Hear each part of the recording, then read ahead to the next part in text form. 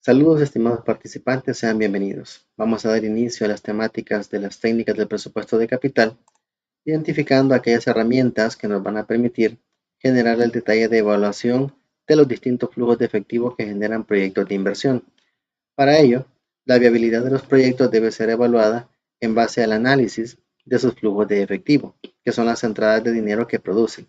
Para ello podemos auxiliarnos de las herramientas, el periodo de recuperación, el valor presente neto y la tasa interna de rendimiento.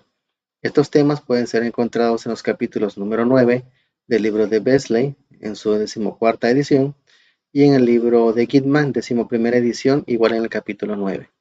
Para ello tenemos que recordar que estamos dentro de la temática que está vinculada a la dinámica de proyectos, en el sentido de que son aquellos elementos o aquellas formas a través de las cuales las empresas pueden generar ese tipo de inversiones que sirven para su base productiva y que les permite operar y funcionar normalmente.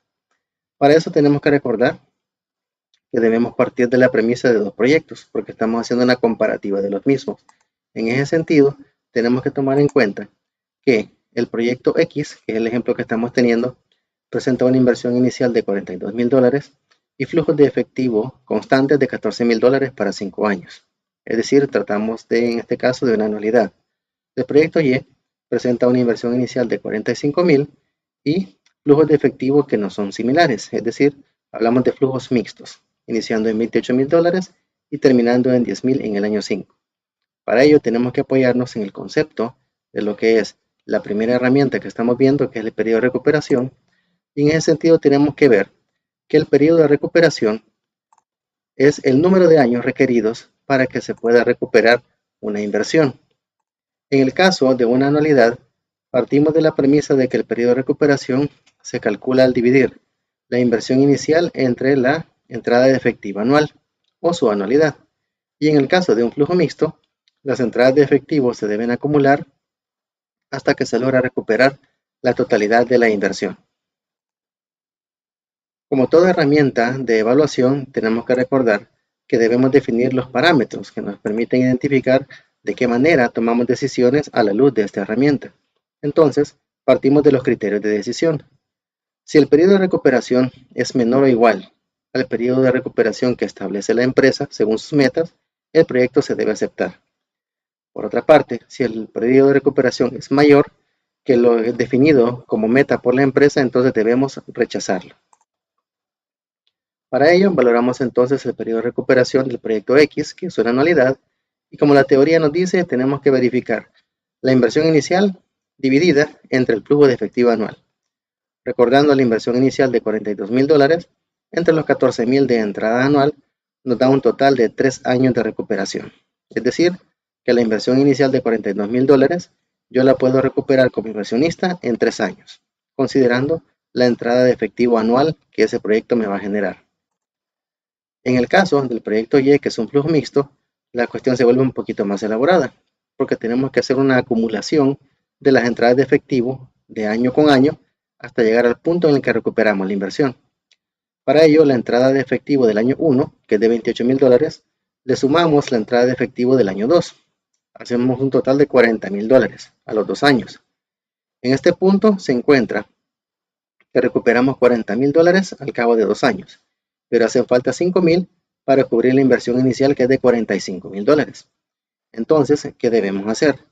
La entrada de efectivo del año 3, que es la siguiente, después de la del año 2, es de $10,000, por lo que tenemos que identificar cuánto falta de la entrada de efectivo total para completar la inversión inicial.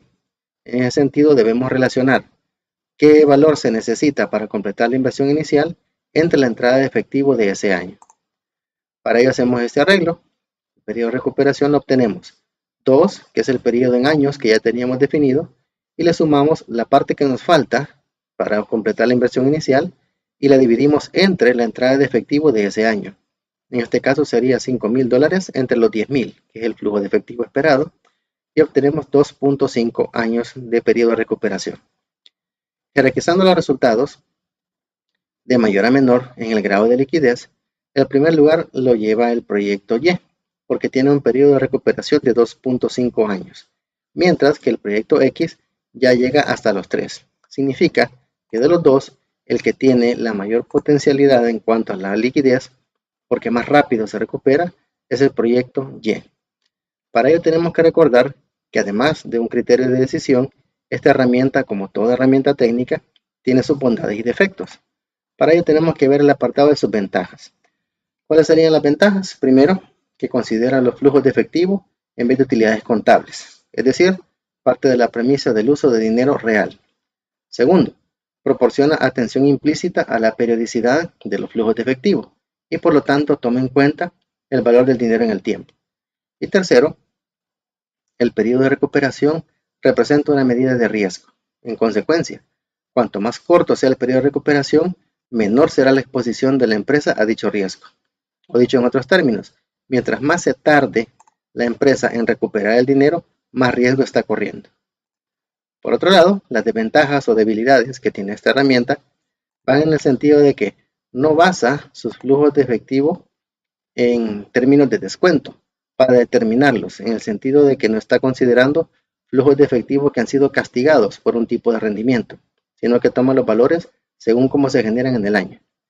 Segundo, no logra tomar totalmente el valor del dinero en el tiempo. Tercero, no reconoce los flujos de efectivo que suceden después del periodo de recuperación de la inversión. Y este es un problema bastante serio porque es una gran debilidad que tiene la herramienta. Y la podemos verificar en este sentido. Pueden ver ustedes que si comparamos dos proyectos, en este caso, proyecto A y B, tendríamos el detalle de que los proyectos presentan la característica de tener inversiones iniciales similares, $10,000, flujos de efectivo para 5 años, pero pueden ver, así a simple vista, que al calcular el periodo de recuperación de ambos años, se descubre que los dos tienen un periodo de recuperación de 2. Es decir, en 2 años recupero la inversión en el proyecto A y en 3 años recupero la del proyecto B. Por lo tanto, aceptaríamos el proyecto A la luz de la herramienta. Pero puede verse que después del periodo de recuperación, el proyecto que ofrece más dinero más allá del periodo de recuperación es el que se rechaza, porque estaríamos recibiendo $7,000 contra 1.200 que se generaría. Es decir, debemos tomar en cuenta que este tipo de situaciones puede generar en decisiones que no sean las correctas, que no sean las más adecuadas, y por lo tanto tenemos que tener un gran cuidado a la hora de utilizarla. Es decir, predomina más el detalle relativo al criterio y experiencia del analista que la herramienta en sí, porque es necesario tomar en cuenta que la parte viva, la parte dinámica de la toma de decisiones es la que entra en juego la participación del analista. De esta manera, hemos podido ver cómo el periodo de recuperación se utiliza para la identificación de la conveniencia o no de proyectos de inversión. Hasta la próxima.